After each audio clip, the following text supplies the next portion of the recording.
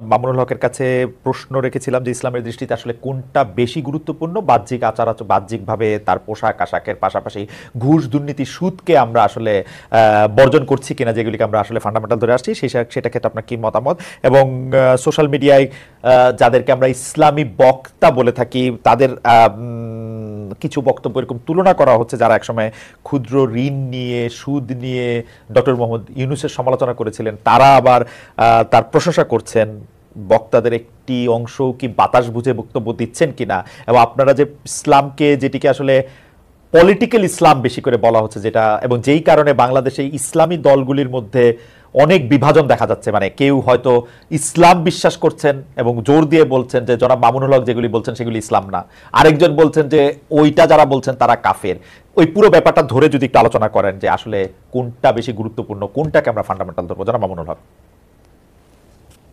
প্রথম যে প্রসঙ্গটা আপনারা দুজনই আলোচনার মধ্যে আনলেন, আমি ঢাকা বিশ্ববিদ্যালয় সহ আমাদের বুয়েটের ক্যাম্পাসে যেই স্পেসিফিক যে কথাটা আমি বলেছি, আপনারা খবর নিয়ে দেখেন, গত 1 মাসের ব্যবধানের ঘটনা।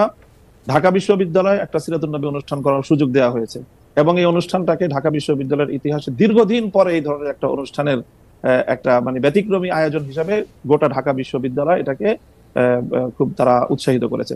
সেম একই ধরনের অনুষ্ঠানের অনুমতি চেয়ে বুয়েটের ছাত্ররা বুয়েটের প্রশাসনের কাছ থেকে অনুমতিটা পায়নি। আপনারা যে দৃষ্টান্তগুলো এনেছেন সেটা হলো একাডেমিক যে ইসলামিক স্টাডিজ বিভাগ আছে, আরবি ভাষা সাহিত্য আছে, উর্দু আছে, ফার্সি আছে, অ্যাজ এ ল্যাঙ্গুয়েজ বা একটা সাবজেক্ট হিসাবে পড়াশোনার বিষয়ে আমি এই জায়গাটা আমার প্রশ্ন ছিল না। আমার প্রশ্ন হলো যে বিগত 50 বছরে ঢাকা বিশ্ববিদ্যালয়ে ইসলামী ছাত্র মজলিস, ইসলামী ছাত্র আন্দোলন, ইসলামী ছাত্র শিবির নামে আপনারা ঢাকা বিশ্ববিদ্যালয়ের ক্যাম্পাসে কোনো কার্যক্রম পরিচালনা করার সুযোগ আপনারা দিয়েছেন? ইসলামী কোনো সংগঠনকে দেওয়া হয়নি। এই জায়গাটার আমি ইসলামী রাজনৈতিক চর্চার যে সুযোগটা থেকে ইসলামপন্থীদেরকে চরমভাবে বৈষম্যমূলক ভাবে তাদেরকে দমন করা হয়েছে। মামুন ভাই একটা ছোট্ট প্রশ্ন কি করতে পারি, যে ধরেন আপনি যে আমি কথাগুলো শেষ করি। আচ্ছা ঠিক আছে, কোনো অসুবিধা নেই। দ্বিতীয় বিষয় যেটা ম্যাডাম বললেন যে এই যে পোশাকের যে বিষয়, আমি কিন্তু পোশাকের যে বিষয়টা বলেছি সেখানে আমি সুনির্দিষ্টভাবে একটা কথা বলেছি, সেটা হলো এই যে আমরা যারা ইসলামকে রাজনৈতিকভাবে আমরা রাজনীতিটাও যারা ইসলামের আলোকে করতে চাই, আমরা মনে করি যে ইসলাম কমপ্লিট কোড অফ লাইফ, সকল পূর্ণটাই ইসলামকে মানতে হবে। আমি ব্যক্তিগত জীবনে ইসলামকে মানবো, আমি ব্যবসার ক্ষেত্রে অর্থনীতির ক্ষেত্রে ইসলামকে মানবো না, অথবা রাজনীতির ক্ষেত্রে ইসলামকে মানবো না। ইসলামকে এভাবে খণ্ডিত আকারে মানার কোনো সুযোগ আল্লাহর কোরআন দেয়নি, বরং পরিপূর্ণভাবে ইসলামকে, যারা পরিপূর্ণভাবে ইসলামকে মানতে চাই এবং বিশেষ করে যারা আমরা রাজনীতিতে ইসলামকে অনুসরণ করতে চাই, আমাদের উপর রাষ্ট্রীয় যে দমন পীড়ন চালানো হয়েছে সেটা অন্য কোনো আদর্শিক ভাবে রাজনীতি যারা করে, আদর্শিক কারণে অন্য কারোর উপরে সেই বৈষম্যটা বাংলাদেশে অতীতে হয়নি। এই জায়গাটার কথা বলেছি। আপনারা বিষয়টা বারবারই আপনারা আলোচ্য বিষয়টা ভিন্ন দিকে নিয়ে না। আচ্ছা ঠিক আছে, দ্বিতীয় বিষয় আমি বলি আপনি যে প্রশ্ন করেছেন সেই প্রশ্নের জায়গায় আমি আসি, যে একটা বিষয়ের গুরুত্ব আছে, সবটারই গুরুত্ব রয়েছে। সুদ ঘুষ দুর্নীতি সহ যেই সকল বিষয়গুলো ইসলাম নিষিদ্ধ করেছে এর প্রত্যেকটার বিষয়ে আমরা ফোকাস করি, আমরা আলোচনা করি। হয়তো সবটা আপনারা শুনেন না বা সবটা সেইভাবে মিডিয়ায় কভারেজ পায় না। মিডিয়ায় কভারেজ পায় সাধারণত চলমান ইস্যুগুলো এবং যে বিষয়গুলোকে রাজনীতির সাথে সংশ্লিষ্ট সেই বিষয়গুলো গুরুত্ব পায় বা সেই বিষয়গুলো হয়তো অনেকটা ফোকাস হয়, কিন্তু সবটা বিষয় একই।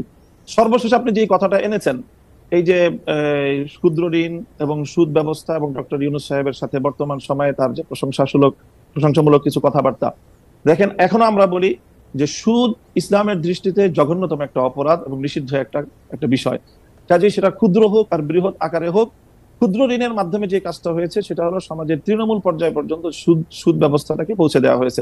সেই জায়গাটা থেকে আমরা অতীতেও সমালোচনা করেছি, আজও ডক্টর ইউনূস সাহেবের সমালোচনা করছি, ভবিষ্যতেও আমরা সেই জায়গা থেকে, ইসলামের জায়গা থেকে, যদি আমি মুসলিম হয়ে থাকি আমাকে সেই সুদ ব্যবস্থার বিরুদ্ধে আমাকে কথা বলতেই হবে। সুদ ব্যবস্থার প্রবর্তক হিসাবে এবং ক্ষুদ্র ঋণের মাধ্যমে সুদকে তৃণমূল পর্যায়ে পর্যন্ত পৌঁছে দেওয়ার জন্য আমরা ডক্টর ইউনূস সাহেবের সমালোচনা ভবিষ্যতেও করব। তবে তিনি একটা জায়গায় ভুল করেন, একটা জায়গায় সমালোচনার পাত্র, তাই বলে ওনার সব কাজই যে সমালোচনার যোগ্য সেটা নয়। তিনি দেশের অন্যান্য ক্ষেত্রে একটা দেশকে সামনের দিকে অগ্রসর করার ক্ষেত্রে এবং দেশের বর্তমান সংকট